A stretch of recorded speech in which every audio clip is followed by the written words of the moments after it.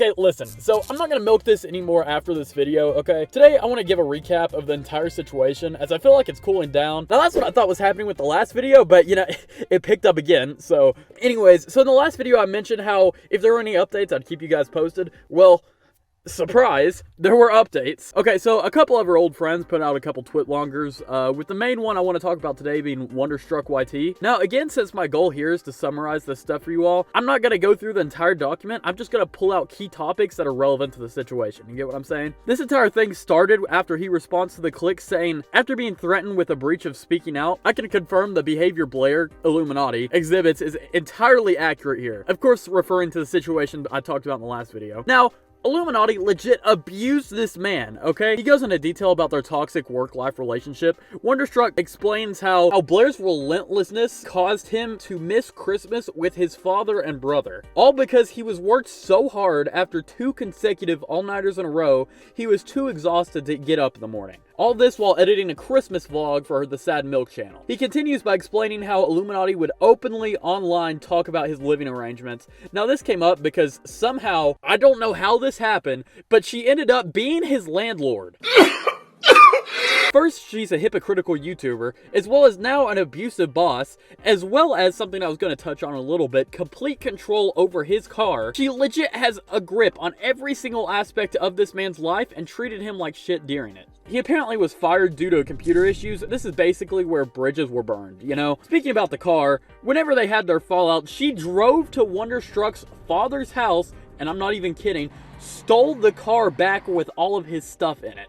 And he wasn't able to get that stuff back. Speaking about stealing a car, I'm legit recording this in my car right now, so if that doesn't deserve a like, I don't know what does. Anyways, the last thing he addresses here, in my opinion, is the most cruel of it all. She claims in this video that he went into her room where he wasn't allowed, which was proven false, by the way, because the bed that was in the pictures listed as proof wasn't purchased until after he was kicked out.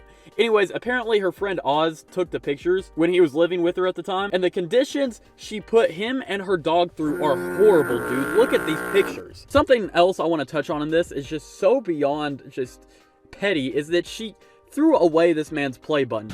Quite literally threw away his career. It's insane to me. That is the most monumental achievement you can get, in my opinion, for this line of work, and she just threw it away. Anyways, speaking of Oz Media, he posts a twitlonger thing, and he talks about how he's even scared to post this now, and how all the responses posted by her former friends are accurate. He also mentions how he used to basically be her filter for her thoughts publicly. Something that we talked about in the first video, I think. He also describes the same conditions as mentioned by Wonderstruck beforehand, and he ends off by saying, I've lost so many friends, isolated myself being at her side despite feeling like my connections to the world were severed.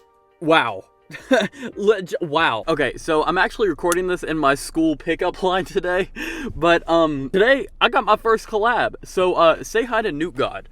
Illuminaughty has done some pretty messed up things, but not all of them get to see the light of day, however. As some of you may know, I made a few videos about Illuminaughty as well, and on one of those videos, I got some comments telling me other awful things she's done, like blocking any hate comments from any of her videos, just straight up plagiarizing a video from another anti-MLM creator, as well as the whole Sad Milk situation. But one comment that popped up that caught my eye was this one by Savannah Marie, a YouTuber with 61,000 subscribers who makes videos also calling out really bad MLMs.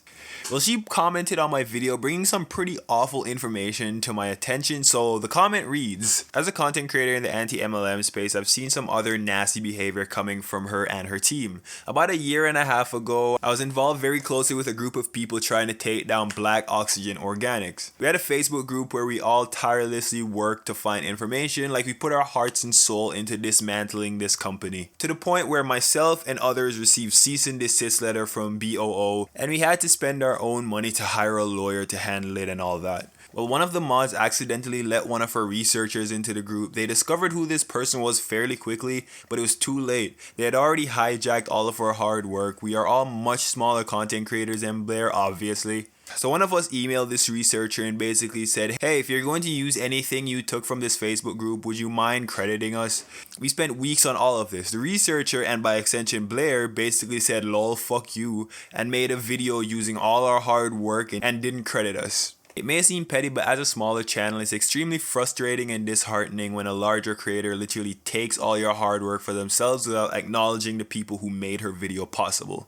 So Illuminaughty and her researchers essentially stole a whole video, not only from a single person, but a whole group of people who worked together, who worked hard, who worked tirelessly to bring down a really bad MLM company. And she didn't even give the group their credit. They even said, you're free to use it, just give us credit.